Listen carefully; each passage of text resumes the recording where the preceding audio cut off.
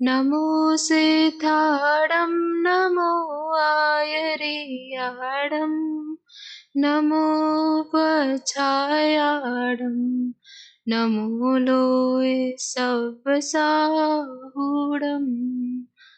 ग्रंथ का मंगलाचरण।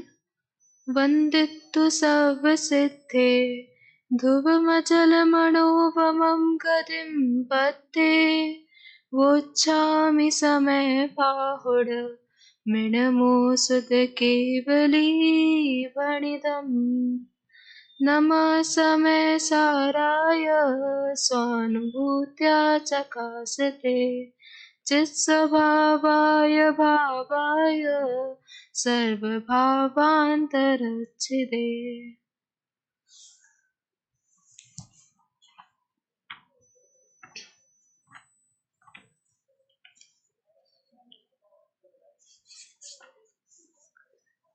हमारी 13वीं गाथा पे चर्चा चल रही थी, जिसमें हमने देखा था कि नव तत्वों में जो शुद्ध नय से नव तत्वों में जो छुपी हुई आत्म ज्योति है वो सदैव प्रकाशमान रहती है। उसकी टीका तक की हमने चर्चा टीका के पूर्वार्ध तक की हमने चर्चा कर ली थी। उसके आगे अब कलश को हमें देखना है। उससे पूर्व गाथा का हम पाठ करेंगे।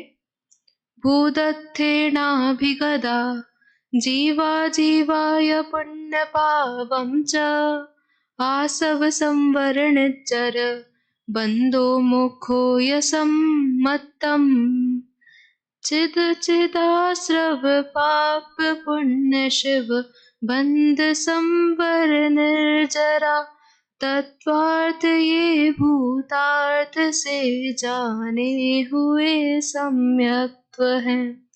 इसका अर्थ इस प्रकार था कि भूतार्थ से जब नव तत्वों को जानेंगे तब वह सम्य दर्शन कहलाएगा।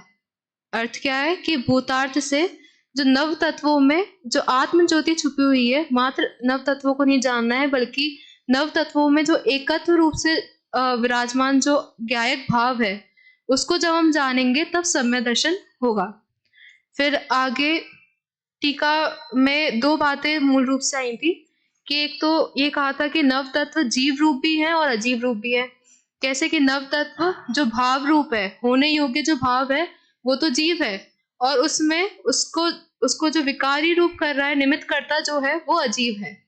तो इसमें जो करने वाला है, जो करता है, जो भावों का करता है वो तो जीव ही है उसका कर्ता, और अजीव जो अपने कार्यों का निमित्त करता जो बन रहा है उसमें, तो अजीव अपने कार्यों का करता है। तो आगे अब इसमें यही बताया था कि नव तत्व है, उसमें अपन ने दो दृष्टि की थी, एक व्यवहार दृष्टि की और एक निश्चय दृष्टि की। तो अब इन नव तत्वों को जब हम व्यवहार दृष्टि से देखेंगे तो व्यवहार दृष्टि किस रूप में देखेगी कि व्यवहार दृष्टि देखेगी जीव और अजीव, जीव और पुद्गल दो द्रव्य हैं, उन दो द्रव्यों की वो एक सी पर्याय बताएगी, अनादि बंध पर्याय, असमान जाति पर्याय। तो वो ये बोलेगी व्यवहार दृष्टि की जीव और पुद्गल की दोनों की एक सी पर्याय हो रही है, एक ही असमान जाति पर्याय हो रही है। तो उससे जब देखेंगे तो उससे क्या होगा कि नव तत्व भिन्न भिन्न रूप से दिखाई देंगे हमें, पुण्य पाप आदि जो नव तत्व है सारे भिन्न भिन्न रूप से दिखाई देंगे। इस कारण से व्यवहार दृष्टि से ये कहा कि नव तत्व भूतार्थ है, सत्यार्थ है।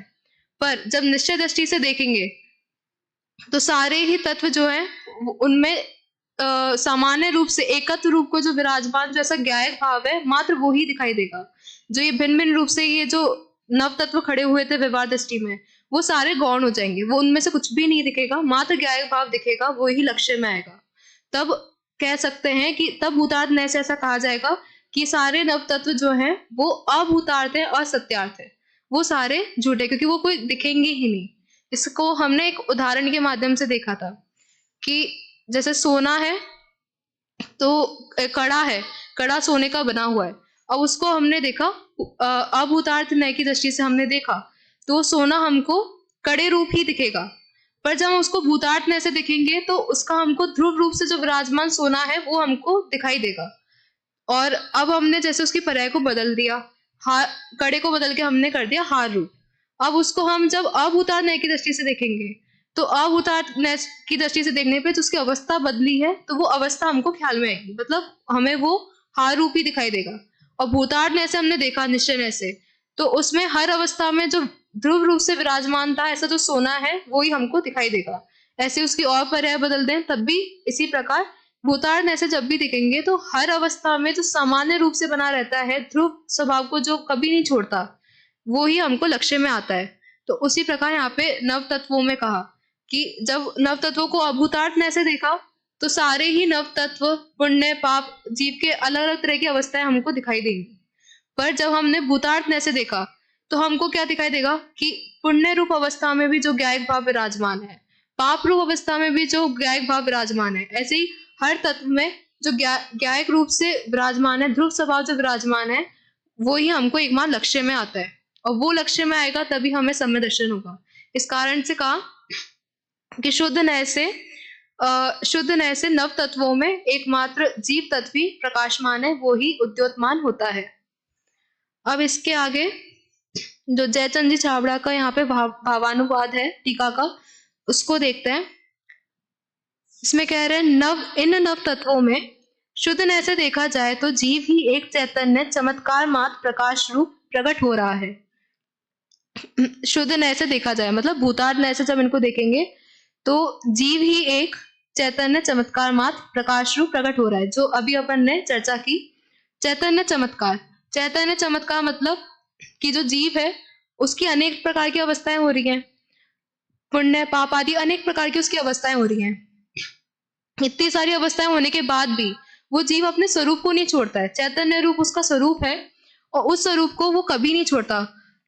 कि ऐसा हो कि इतने सारे द्रव्यों से वो घिरा हुआ है, इतनी सारी पर्यायों से घिरा हुआ है, तो उसमें थोड़ा सा अपने चैतन्य को छोड़ के वो अजीब रूप हो जाए, तो ऐसा भी कभी नहीं होता।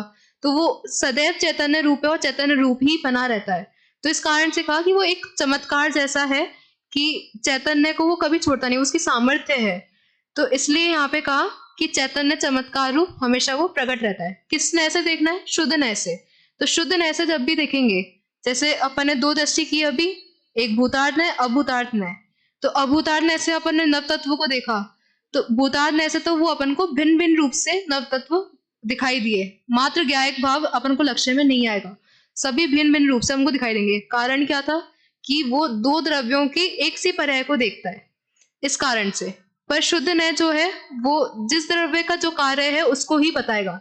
तो उससे क्या होगा कि एक नव तत्वों में जो एक एकत्व रूप से विराजमान जो ज्ञायक भाव है, चैतन्य भाव है, वो हमको लक्ष्य में आता है। तो इसलिए कहा यहाँ पे कि शुद्ध नय से देखा जाए तो जीव ही एक चैतन्य चमत्कार मात्र प्रकाश रूप प्रकट हो रहा है।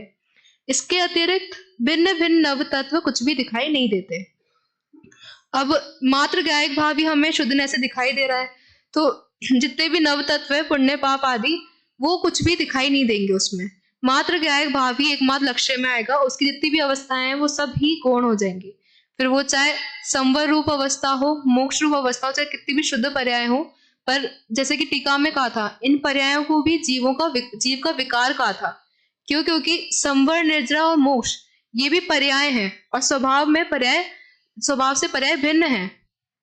क्योंकि ये संवर, निर्जरा, मोक्ष जो है ये तो बाद में प्रकट हुए हैं, अनादि से तो एकमात्र चैतन्य स्वभाव ही उसके साथ है। तो इस कारण से वहां पे उसको विकार कहा था। तो इसलिए कहा कि नव तत्व कोई भी नव तत्व हो वो कोई भी दिखाई नहीं देता, मात्र एक जो ज्ञायक स्वभाव है वो ही लक्ष्य में आता है।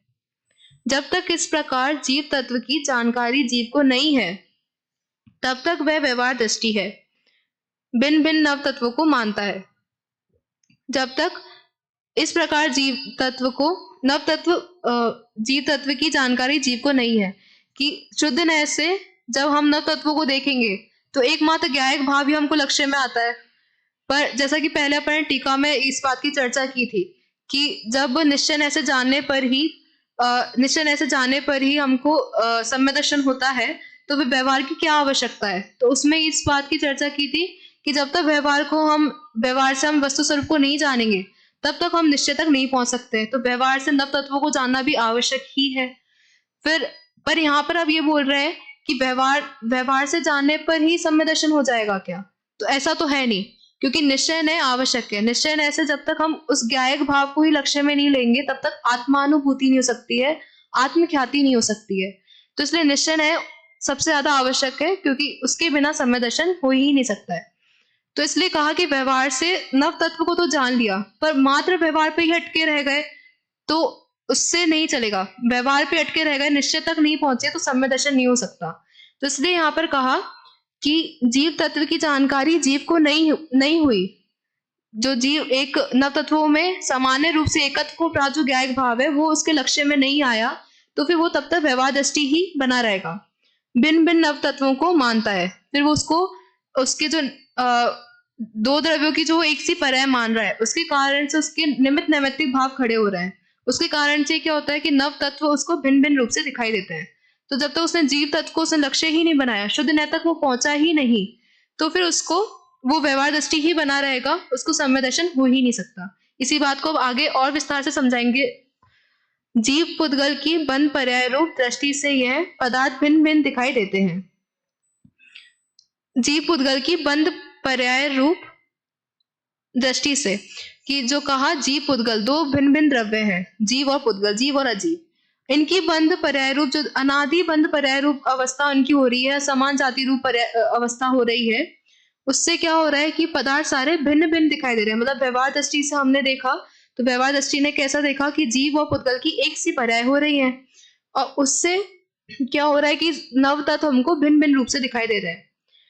किंतु जब शुद्ध नय से जीव पुद्गल का निज स्वरूप भिन्न भिन्न देखा जाए, अब क्या हुआ कि शुद्ध नय तो किस तरह से देख रहा है उनके स्वरूप को, कि जिस प्रकार जीव स्वयं के भावों का कर्ता स्वयं है और अजीव अपने भावों का कर्ता स्वयं है, तो दो द्रव्यों की मिलकर एक सी पर्याय नहीं हो सकती है।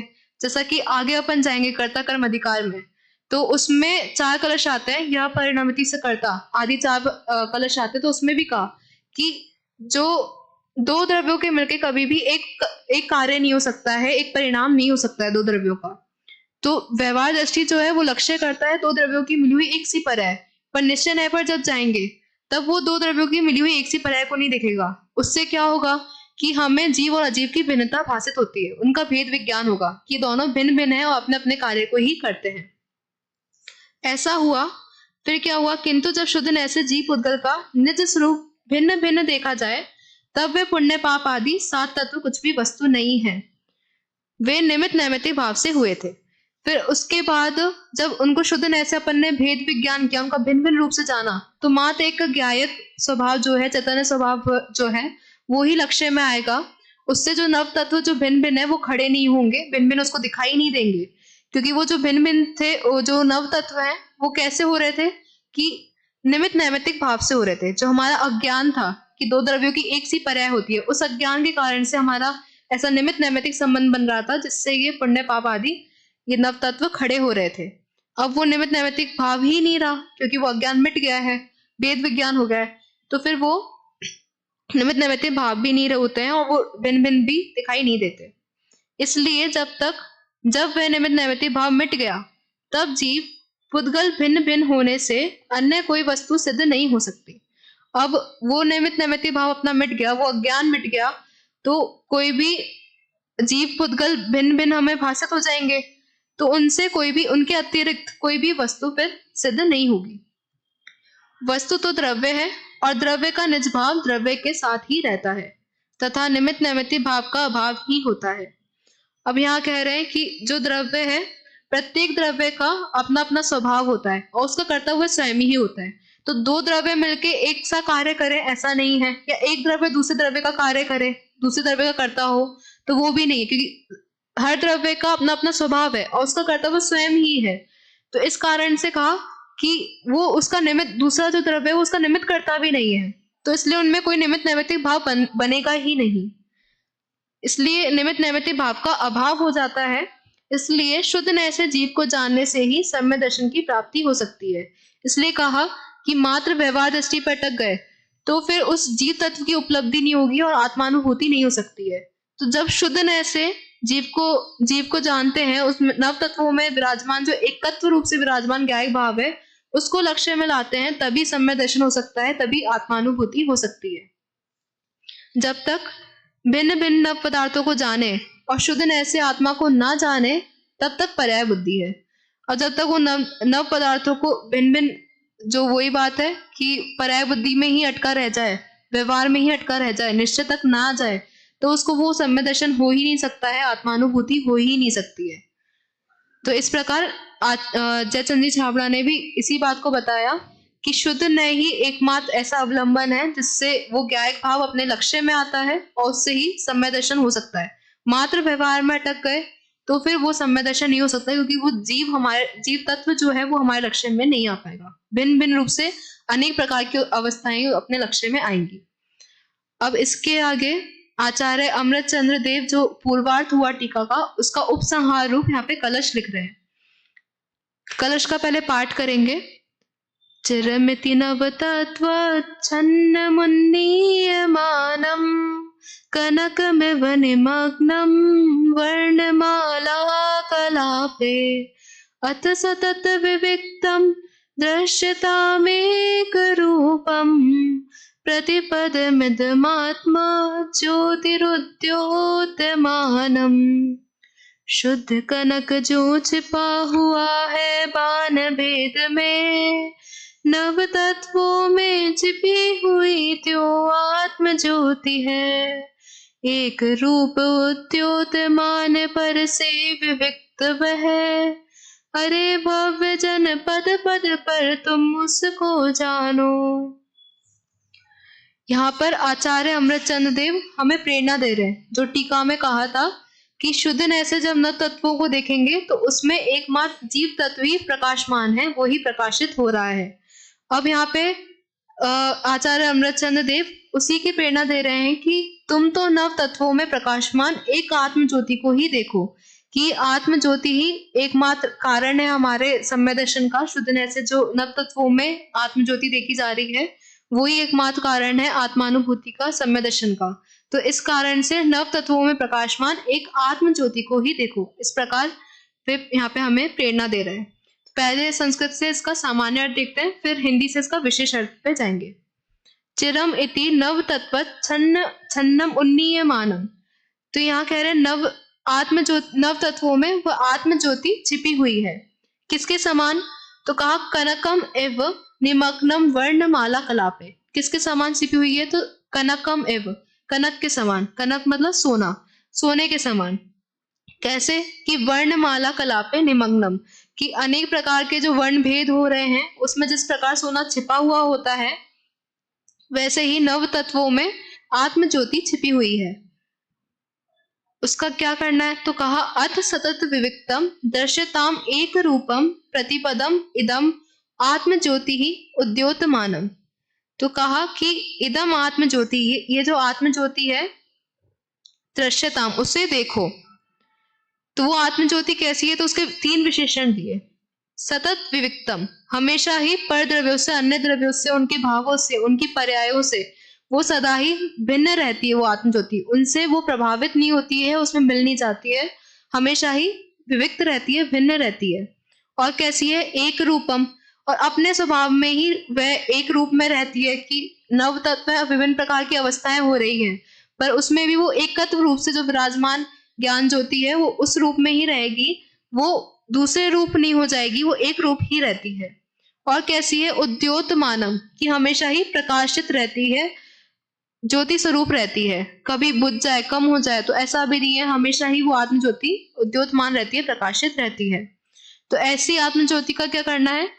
प्रतिपदम दृश्यताम। प्रतिपदम मतलब हर पद पर, हर अवस्था में, हर पर्याय में, हर समय उस आत्म ज्योति को ही देखो, उस आत्म ज्योति को ही जानो। इस प्रकार यहाँ पे आचार्य अमृतचंद्र देव प्रेरणा दे रहे हैं। पद्यानुवाद से इसका विशेष अर्थ को देखते हैं।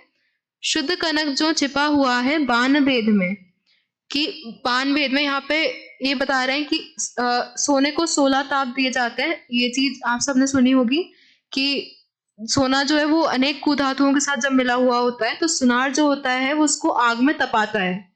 तो जब वो उसे आग में तपाता है तो उसके विभिन्न प्रकार के वर्ण होते हैं। जब वो तपाता है तब उसका बहुत ज्यादा डार्क रेड हो जाता है, रेडिश सा कलर हो जाता है, ऑरेंज हो जाता है, हरा, इस प्रकार विभिन्न प्रकार के उसके कलर होते हैं। पर इतने सारे वर्ण होने के बाद भी वो अपने स्वरूप को नहीं छोड़ता, तब भी उसमें सोना उसमें छिपा हुआ रहता है, उसमें विराजमान रहता है। उसी प्रकार यहाँ पे कह रहे हैं शुद्ध कनक जो छिपा हुआ है बाण भेद में, बाण भेद मतलब वर्णों के भेदों में, जैसे शुद्ध कनक छुपा रहता है वैसे ही नव तत्वों में छिपी हुई त्यों आत्म ज्योति है। वैसे ही अनेक प्रकार की, इस जीव की भी अनेक प्रकार की अवस्थाएं हो रही हैं। नव तत्व जो हो रहे हैं, पुण्य पाप आदि, उनमें भी वो आत्म ज्योति छिपी हुई है। कि पुण्य रूप भाव होना, उसमें पुण्य रूप अवस्था में भी एक ज्ञायक भाव है, पाप रूप अवस्था में भी एक ज्ञायक भाव विराजमान है। तो इस प्रकार नव तत्वों में भी एक आत्म ज्योति जो है वो छिपी हुई है।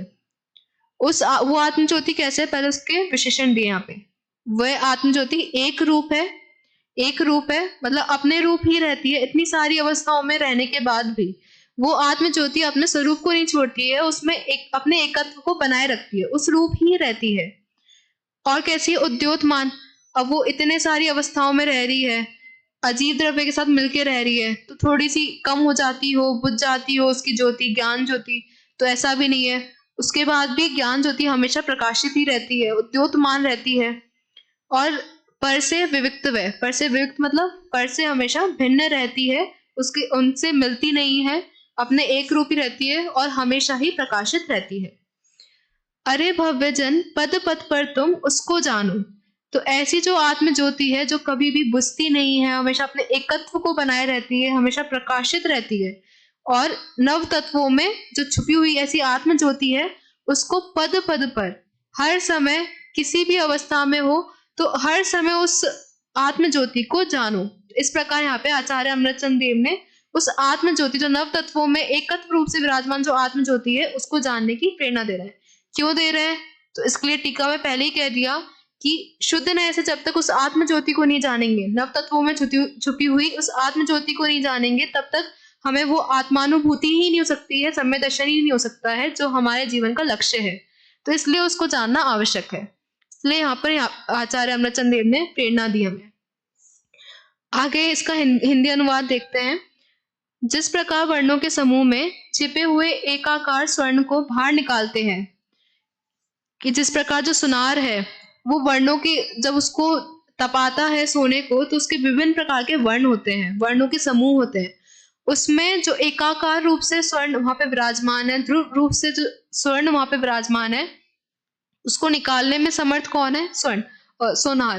तो इसमें एक चीज और देखने की है कि जो सोना जो है वो अनेक कुधातुओं के साथ मिला हुआ रहता है। ये बात आगे बनारसी दास जी भी अपने छंद में कहेंगे कि सोना जो है अनेक कुधातुओं के साथ मिला होता है, पर उसमें से शुद्ध सोना कौन सा है और कुधातु कौन से हैं, उसको पहचानने में एकमात्र जो उसका पारखी है, सोनार जो है, वो ही उसको पहचान सकता है और उसका सही माल तोल उसका वो कर सकता है। तो वो सोनार ही उसमें एकमात्र समर्थ होता है जो उसको देख पाए।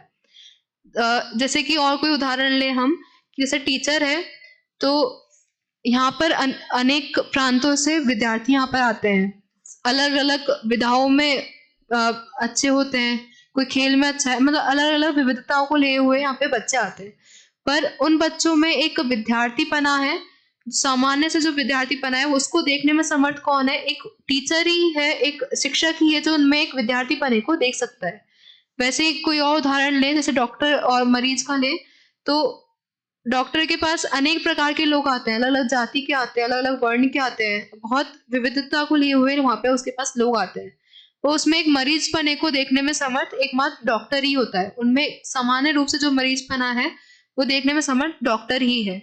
वैसे यहाँ कहा कि सोना अनेक कुधातुओं में मिला हुआ सोना है, उसमें से शुद्ध सोना निकालने में, पहचानने में एकमात्र समर्थ उसका पारखी ही होता है, वो उसको निकालता है। वैसे ही नव तत्वों में जो आत्म ज्योति छिपी हुई है, उसको निकालने में समर्थ कौन है, तो जो शुद्ध नय का ज्ञाता है, दृष्टा है शुद्ध नय का, वो ही उसमें से आत्म ज्योति को पहचान पाता है, उसको निकाल पाता है, उसको प्रकट कर पाता है।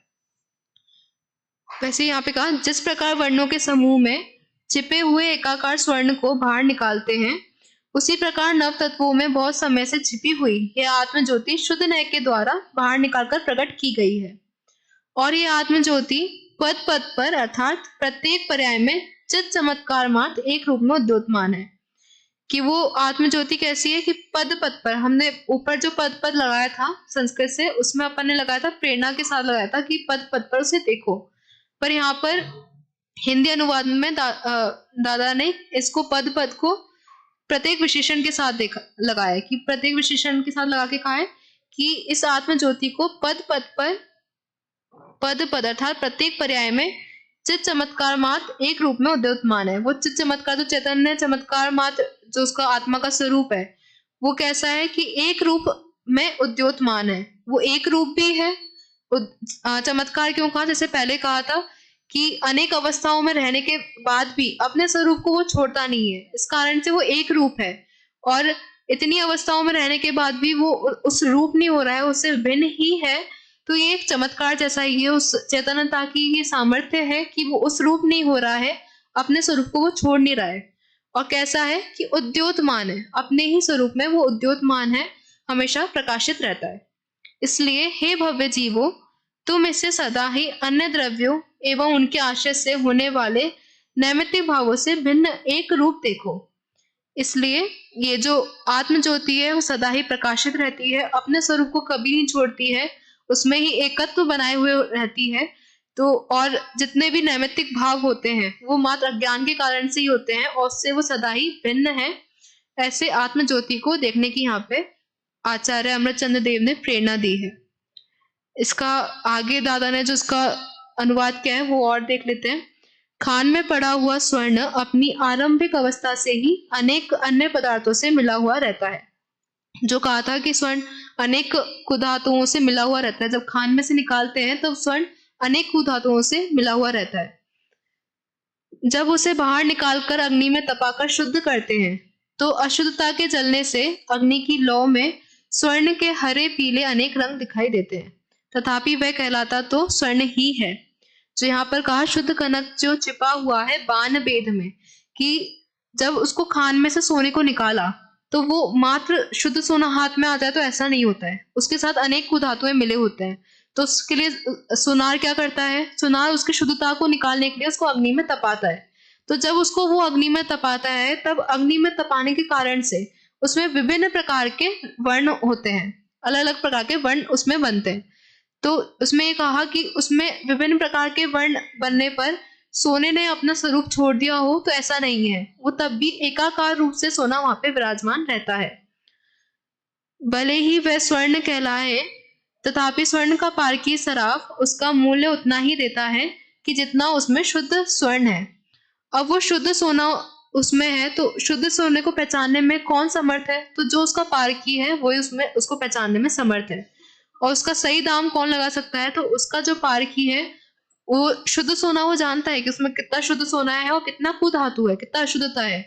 तो इसलिए वो उस शुद्ध सोने को पहचान कर वो ही उसमें सही दाम लगा सकता है। उस अशुद्ध स्वर्ण को कसौटी पर कसकर सराफ ये जान लेता है कि इसमें अशुद्धता कितनी है और क्या है, तथा शुद्धता कितनी है और क्या है। अशुद्धता की उपेक्षा कर शुद्धता की कीमत देकर उसे प्राप्त कर लेता है। इसी प्रकार अनादि से ही यह आत्मा नव तत्वों में छिपा हुआ है। अब जैसा स्वर्ण में कहा कि अनेक प्रकार के वर्ण हो रहे हैं, अनेक कुधातुओं के साथ अशुद्धता के साथ मिला हुआ है, तो उसको पहचानने में समर्थ कौन है? तो उसका जो पारखी है वो ही उसको पहचानने में समर्थ है। और जो उसको पहचान पाता है अशुद्धता से भिन्न करके उसमें कितनी शुद्धता है, उसके अनुसार वो ही उसकी सही कीमत लगा सकता है। तो वैसे यहाँ पर अपने आत्म ज्योति में देखें कि नव तत्व है, नव तत्वों में एक आत्म ज्योति छिपी हुई है, तो उसको पहचानने में कौन समर्थ है? तो जो शुद्ध नय का ज्ञाता दृष्टा है वो ही एकमात्र इसको पहचानने में समर्थ है। वो ही जो एकाकार रूप से एकत्व को प्राप्त जो ज्ञायक भाव है नव तत्वों में, उसको एकमात्र शुद्ध नय ही देख सकता है। इसी प्रकार अनादि से ही यह आत्मा नव तत्वों में छिपा हुआ है। शुद्ध नय के प्रयोग से आत्मार्थी ये जान लेता है कि असली आत्मा क्या है और उसमें ही अपनापन स्थापित कर उसमें ही जमकर रमकर मुक्ति मार्ग पर आरूढ़ हो जाता है। तो जो पारखी जो शुद्ध नय का ज्ञाता दृष्टा है वो ही एकमात्र इसमें समर्थ है कि वो नव तत्वों में छुपी हुई जो आत्म ज्योति है उसको प्रकट कर पाए। तो इसलिए यहाँ पे आचार्य अमृतचंद्र देव ने यही प्रेरणा दी है कि नव तत्वों में छुपी हुई आत्म ज्योति है, वो ही एकमात्र कारण है, शुद्ध नय से ही उसको जाना जा सकता है। और तभी यह जीव उसको आत्मानुभूति होती है, सम्य दर्शन होता है। और उसके लिए आचार्य अमृतचंद्र देव ने टीका में वर्ड यूज किया आत्मख्याति, जो पहली बार आत्मख्याति ही उनकी टीका का नाम है और पहली बार उस शब्द का प्रयोग भी उन्होंने इसी गाथा में किया कि उसे ही सम्य दर्शन कहते हैं, उसे ही आत्मख्याति कहते हैं। इसी प्रकार जो आत्मानुभूति है, आत्मख्याति, उसको स्वरूप समझें और उसको प्राप्त करने का प्रयास करें। इसी मंगल भावना से अपनी वाणी को विराम देती हूँ। जय जिनेन्द्र।